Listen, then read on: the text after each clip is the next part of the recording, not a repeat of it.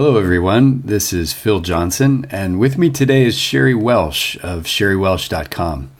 Sherry's a leadership coach. She works with professionals, both with individuals privately and with groups within companies. And her book, Slowing Down: Unexpected Ways to Thrive as a Female Leader, is available from all the major book retailers. Sherry, thanks for joining us today. Hi, Phil. Thanks for having me. Now, Sherry, we've spent the past couple of podcasts talking about barriers to spending time in the optimal performance zone of levels 5, 6, and 7 of the 7 levels of energy leadership. The true partner energy, the visionary energy, the creator energy. And we looked first at 4 inner barriers: assumptions, beliefs, stories, the inner critic. And last time you introduced us to some external barriers. And we looked at how those barriers, internal or external, can knock us out of optimal performance down to level 1, victim energy, where we're inactive, or level 2, fighter energy, where we engage with people ready to enter into conflict. And today we want to get back, I think, to the overarching theme of this podcast series, which is the slowed down life, a more deliberate way of living. And we're going to do that by using some common scenarios that come up in our daily life. And these will give us a way to show how all the different aspects of energy leadership can be applied in our daily life, whether in the professional realm or in the realm of our personal life. And I think you've got a scenario ready for us today. How about you go ahead and get into that? Okay, thanks. One thing I run into with clients quite a bit, and it even happens when we're in a session, and I tend to address it immediately when it does happen. We're in the midst of a meeting, and my client's boss will call them. And they will stop everything mid-sentence, mid-engagement to pick up that phone out of the belief that, well, it's my boss. I have to answer the phone. And it could be the customer if you're in sales, right? When the customer calls, you got to drop everything and immediately respond to the customer. And what I've found is when that happens in that moment, that you're having the belief that, the customer or my boss is more important than what I'm choosing to engage in right now, which is my commitment to participate in this meeting I've said yes to, then you drop into your victim energy where you feel powerless to make a choice. And sometimes you may even drop into your level 2 fighter energy where you're frustrated that they interrupted you because you were mid-thought, you were in a creative zone, and they pulled you out of it. So you believe. And when this happens in a session that I have with a client, I'll immediately, address it after they hang up the phone. I'll say, okay, let's talk about what just happened here. Because a client checks out on themselves, a person checks out on themselves when they believe they're at the mercy of someone else in their world. And that can be a child. I have many clients who say their kids call them while they're at work, and, they always take their phone call. And I get the belief that, well, it's my child. I got to let them know that I care about them. If I don't answer the phone call, they may, think I don't care. Mm-hmm. If it's your boss, well, if I don't answer when my boss calls, they may think I'm being insubordinate. They may think I don't care, I don't respect them. Forget about the person that's in the meeting with you, right? That you're disrespecting by stopping mid-meeting and taking another call. So it's just fascinating to watch. And I lived that for many years where I felt I was at the mercy of customers. I felt I was at the mercy of my boss. And it's really, now I can see it differently. It's really interesting to know that that's just not true. You're never at the mercy of anyone unless you allow that to happen. But I can see in that scenario, it's easy to feel trapped like that. How do you get out of feeling trapped? Yeah. Yeah, it's a great question. So it is very simple to drop into victim energy and fighter energy in those scenarios, especially victim energy, which is really helpless feeling. And the belief is, and it can be a limiting belief, right, that we talked about last time on one of the podcasts. And the limiting belief is, if my boss calls, I have to answer, otherwise I'll be classified as being insubordinate. That's just something that you were told by an authority figure at some point. And the question to ask is, well, how true is it if I don't answer this phone call that I'll be fired, right? Because that's the fear that's going on that has you answer the phone call every time your boss calls. If the customer calls and you believe, well, if I don't answer the call, the customer isn't going to want to do business with us. So you're now starting to put an interpretation on a story onto what that customer may or may not believe if you don't answer the phone call. So the way to handle that is to, number one, decide when you attend a meeting, say yes to a meeting, say yes to whatever task you're working on. It doesn't even have to be a meeting with someone else. It could be an activity or a task that you're participating in for yourself. That you choose whenever the phone rings, you make a decision. Am I going to interrupt what I'm committed to and agreed to right now, or am I going to pick up the phone? And if you don't pick up the phone, we do have a crazy invention called voicemail, which is exactly for that purpose, right?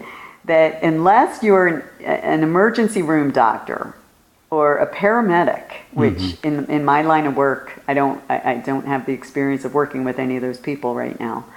And maybe someday, that will be different. But right now, I'm working with people in professional environments. I'm working with people in business, in manufacturing, in service industries. So they're not racing, to the hospital or to put out a fire. So really, voicemail is a very useful tool that we all have access to.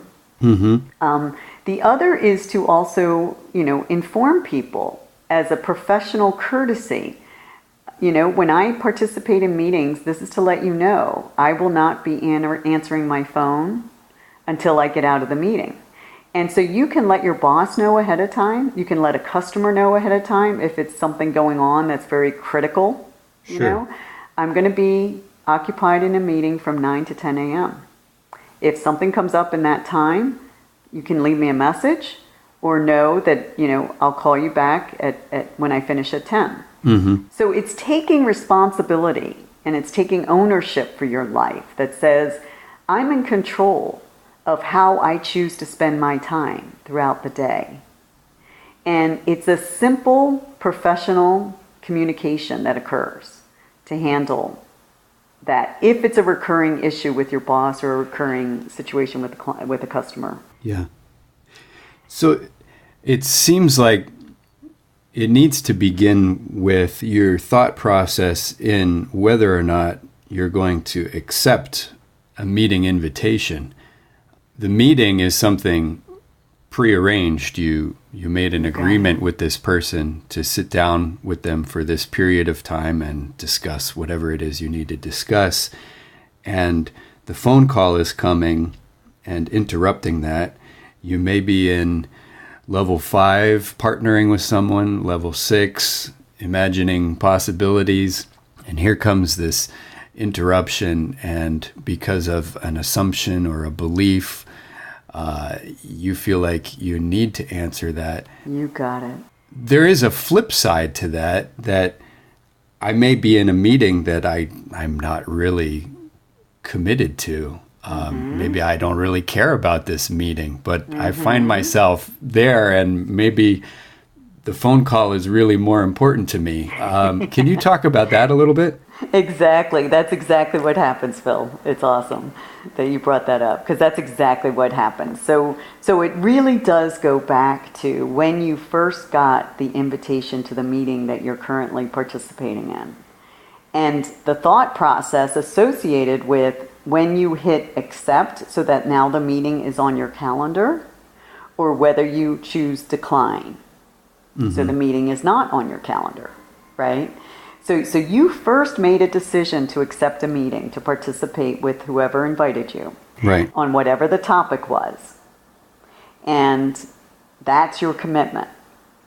So now you're in that meeting and you're seeing that, well, this meeting isn't really that interesting, or I don't really see why I'm here. I don't know why I accepted it. I don't even know why I was invited in the first place. All of that starts to go through your mind. So any disruption, like a phone call from your boss or a customer, is welcome, right? Yeah. So that's one reason that you may take it. Well, then I would slow that down and I would say, all right, let's talk about what has you accept the meeting in the first place, blindly, unconsciously. So what was that about? And we'll talk through that when I work with a client, right? We'll really kind of go slowly through that to say, all right, when you're invited to meetings, what is your system? What is your practice? Yeah. Do you just automatically accept? Or do you really look at the meeting, look at the topic, look at who's participating, what the purpose is, whether it's going to be useful or not based on what your goals and objectives are that you signed up for this year, and then you accept or decline. You may have the same sense of feeling trapped when you get a meeting invitation. If it's a meeting invitation from your boss or from the customer, you feel like, well, I have to. Exactly. So if that comes up when you first get invited and you've really slowed it down to say, okay, I see, this meeting is for 10 o'clock tomorrow. I'm available at 10 o'clock. Well, we can talk another time about what happens when you already have a conflict or you have something scheduled. But for right now, let's assume you're available at 10 o'clock tomorrow. And it comes from a customer. And it's not clear what the topic is and why, what they really want to cover, what the purpose is. But because it's the customer, you accept. And that's when I talk to clients about that behavior, because that's where you're going to start to get your life jammed up. And you're going to start to get entangled in a calendar that looks like meeting to meeting to meeting, back to back, without any space in between to breathe. As we talked about with level 6 energy, it needs space to breathe. So when you're running from meeting to meeting, you're never allowing the chance to get into your level 6 energy, to get creative, to get productive, your highest performing self. So instead, you're fighting with time. You're down in level 2. Or you're at level 1 feeling helpless. Like, well, I got to go to this meeting. I signed, it's my boss, or it's the customer, or it's an important topic. If I'm not there, God knows what's going to happen. Yeah. Then your life becomes this out of control calendar where you believe you're at the mercy of your calendar. And now you think you have time management issues, which it's not about time management. It's about slowing down to choose consciously what you agree to participate in and what you agree not to participate in. Yeah. I guess initially you might think, well, if I've got back-to-back-to-back meetings, I'm killing it. I'm being very productive. I'm in all these meetings. But in reality, that can play out very differently. Yeah. So all the clients that I talk to that have exactly those kind of calendars, and they'll show them to me, and sometimes they're very proud, right, of how busy it is and how full it is. And I laugh because I used to live that way. I used to believe that as well, that, if all these meetings and I'm really important and I got to be in all of them and I was invited to all of them and, I need to be there. When in reality, all of us, including myself, when I was in that world, would say that was a waste of time. I can't believe I just spent the last hour with no decision made. Everyone going around and around in circles, and now we have to have another meeting because we didn't finish and come to conclusion on it. And then you have meetings that run late. So then you're running late into the next meeting, and we can talk about what has you choose to stay in a meeting that's running late. But I'd like to go back to your original comment that I really loved. When you first accept the meeting and you're sitting there and you get a phone call from your boss and it's more interesting than the meeting that you're participating in. When you've chosen to accept a meeting, it's on you, not the meeting inviter, but on you to clarify the value of your participation in that meeting. So when we talk about ownership, complete ownership of your life, it's really saying, okay, I was invited to this meeting. I see the topic is to make a decision on whether we go forward with this project and this customer or not. I'm not sure what we need to meet for 60 minutes about. So I'm going to contact the person that invited me to ask some clarifying questions. To ask those, okay, what specifically is the purpose of the meeting? What specifically do you want to conclude in the meeting? What purpose do I serve participating? What had you invite me, basically? And when the inviter says, well, you're the expert in this area and we need to make a decision and we got to have you there, then at that time you can make a choice. Does it make sense that I'm there? Yeah, it does. I see how I can be useful in that meeting. And then you participate fully, you give it everything you've got, and you add value to the process. So in that setting, there's no reason a call from your boss or a call from anyone would be more interesting because you're fully engaged in that meeting. Right, you're invested. Exactly. And you've clarified it. It makes sense to you to participate. You want to be there. Yeah. Versus the meeting you just accepted because, okay, it sounds like I'm probably, can get something out of it or be useful, but I don't really know, but I'll just accept it. And then you're in it. And then I would tell my clients that continue to stay in a meeting that is not useful, way to spend their time. Yeah. Okay, get up and leave. You always have that option. Now, you do it professionally and appropriately and respectfully, not, with a big dramatic exit. But, you say, look, I misunderstood. I understood the meeting was going to be about this topic. It seems that that's not the case. I have some other items I can attend to. I'm going to leave now. And if, there's some other actions that are going to take place or something else that comes up out of this meeting that you think are relevant for me, you can contact me afterwards and get up and leave. Right? So there's always ways, and that's the kind of work I do with clients, is work on that communication, that honest communication. Yeah. So that they feel good about it, not disrespectful and not unprofessional. Right. So the slowing down, the deliberation, the ownership, it goes beyond just the decision of whether to attend the meeting or not. It extends to the content, the purpose, the value that I bring to that meeting. Exactly.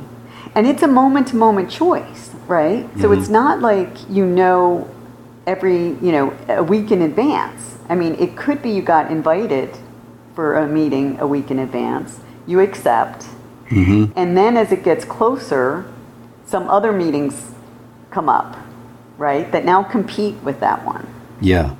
And you're not 100% sure of the one you accepted a week ago, whether that's still the most relevant for you to spend your time on. Mm-hmm. And that's when you notify the person who invited you and said, hey, I know I accepted to attend this meeting. Some other things came up that are more urgent. I'd like to ask, is it okay if I send a representative? Mm-hmm. So delegate your participation. That's one option.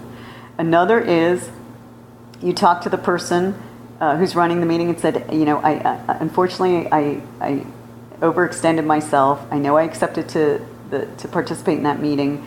I'm going to decline now, and I'd like to ask if it's okay, I'll reach out to you afterwards and get an update on what happened and what actions you need from my side. Right, so there's always ways you can take care of it mm-hmm. without feeling like you're missing something, without letting people down, without overextending yourself. Yeah. So you can always clean it up, moment to moment, right? So because our life is dynamic. Sure. And there's things occurring around the world all the time with customers, with colleagues, with every business that we're a part of mm-hmm. in today's society. Wow. Thanks, Sherry. I think today we've gotten some help how to avoid that common scenario where we feel like our calendar has taken over our life. And with that kind of introduction, looking at this one scenario, painting that broad of a picture. I'm really looking forward to our future discussions in the upcoming podcasts. Sherry, thanks so much for joining us today. My pleasure. I really enjoy it. Thanks, Phil. Please come back and join us again next time. We're going to continue our discussion with some of the other, I would say, symptoms of the treadmill life. For Sherry Welsh today, this is Phil Johnson. Thank you so much for listening.